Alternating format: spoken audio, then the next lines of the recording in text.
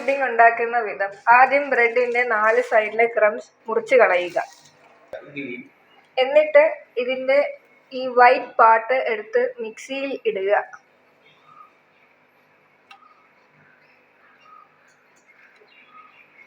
ഇതിലേക്ക് 1 കപ്പ് പാല് ആഡ് ചെയ്യുക. അതിലേക്ക് 2 മുട്ട ആഡ് ചെയ്യുക.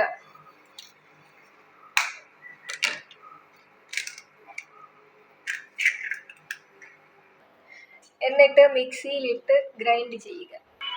ഈ ഒരു പരുവത്തിലാകുമ്പോൾ ഇതെടുക്കുക. ഇതിലോട്ട് നമ്മൾ ഒന്നെങ്കിൽ വാനില എസൻസ് ചേർക്കുക. ഇപ്പോൾ വാനില എസൻസ് ഇല്ലെങ്കിൽ നമ്മൾ ഏലക്കയാണ് ആഡ് ചെയ്യുന്നത്. ലാസ്റ്റ് നമ്മൾ 5 മിനിറ്റ് ഇട്ട് അടിച്ച് കഴിയുമ്പോൾ ഈ ഒരു കളർ ഷെയ്ഡിൽ കിട്ടും. നമ്മൾ അടിച്ച് വെച്ചിരിക്കുന്ന മിക്സ്ചറിലോട്ട് പഞ്ചസാര കൂടി ആഡ് ചെയ്യുവാണ്. എന്നിട്ട് ഒന്നും കൂടി അടിച്ചെടുക്കുക.